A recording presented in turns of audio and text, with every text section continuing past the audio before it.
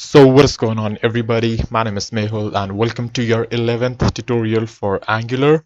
And in this tutorial, we're going to learn about what ng module is in Angular 4, right? So we have seen some tutorials where we are making use of Angular app, but we do not really know till now what ng module is.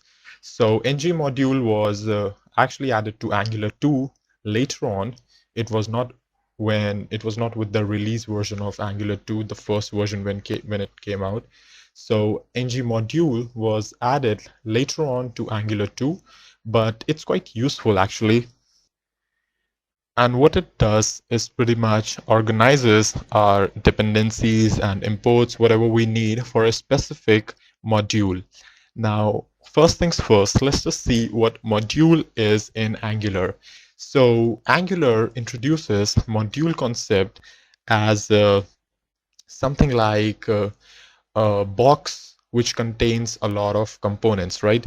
So your web page can contain like a header component, then sidebar component, content area component, then maybe a shopping cart component, all that stuff. And then you could pretty much organize all of these components into one module, which could be user module, right? Which, or rather view module, or whatever you want to say that. So that module would be created with this ng module, right? And what this ng module contains, or rather this ng module decorator, is that it is a metadata object which contains some useful information about what this module would do and what this module requires, like the imports and the services and dependencies it needs. So for example, if you're making use of something like you're doing login, and you want to make use of HTTP requests, so you're going to make use of HTTP, or rather it is a module, so it would go inside imports, so it would be HTTP module, right? So with this you would have access to HTTP module in Angular. And let's say you want to make some routing stuff, so you would import a router module, and this would give you access to the router module inside your components of this module, right? So again, module would contain one or more components, and components could then make use of all these important modules which we have in here. Okay, so that's good, but what about these declarations, import, provider, what, and bootstrap? What's these? Well, to start off with, this declarations is an array of components which would be included in this module, right? So right now we are just making use of one component, which is app component, which is the default component in default installation or default setup with the Angular CLI. So you can see that this is pretty much a simple component which has some of our data right now. And again, this component just targets app root and with a template URL of app component.html, and it just simply displays us hello world. So nothing fancy here.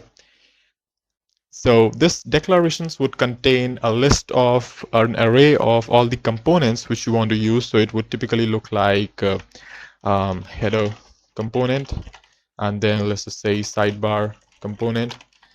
Or if you are creating something like I don't know, a quiz app, so you can say like a question component and option component,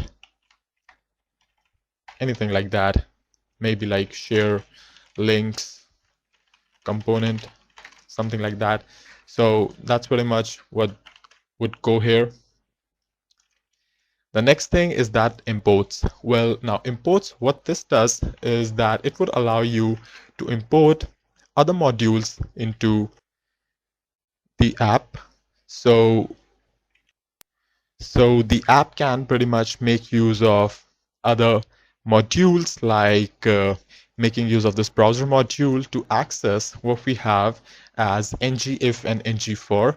So those are the directives which are not really, we have not really imported it anywhere in our component as well, but still we were able to make use of li star ngIf or ngFor. Now, the reason is that because, again, this is simply a directive, right? It's not different from a directive. So we were able to access this directive because we imported this browser module from Angular platform browser. And this browser module contained the code or the definition for the directives of ngIf and ngFor. So pretty much this makes it a lot modular to import other sort of modules. And finally, what goes in providers is pretty much like your service. Like if you are creating a login application with Angular and you want to create a persistent sort of session so that the user can go from one page to another and doesn't lose its login state. So what we can do is pretty much create a user service and fill it into provider inside our module. So let's just say if your module is dashboard, right, and that module contains components of different pages. So you want to just hook in providers with user service, and then this user service would contain all the methods and variables for the user data, like username or whatever, user profile URL and user image URL and all that stuff. If the user is logged in, how long the user has been logged in, and all that stuff. And finally, we have this bootstrap, which pretty much just bootstraps your app with the specified component. Now, it's very rare to bootstrap your app with more than one component. I guess I haven't seen it anywhere. But yeah, pretty much you can do that because it accepts an array. So it probably would work as well. But in most of the cases, I don't know if you would ever need that, but you will just need to bootstrap only one component in a module, right? So to sum up, what goes in declaration is your components and directives and all that stuff. If you remember from that blue directive tutorial we created, I don't know, a couple of tutorials back, we saw that Angular CLI automatically placed that directive dependency inside this declarations. So declaration contains components and directives.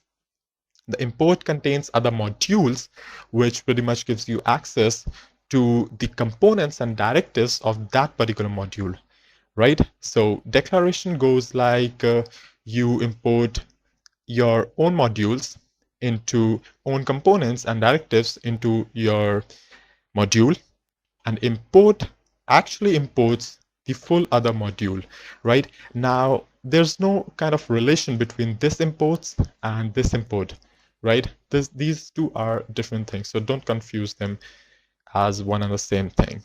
So, and finally, providers contains services, which we'll take a look at later on, and bootstrapping.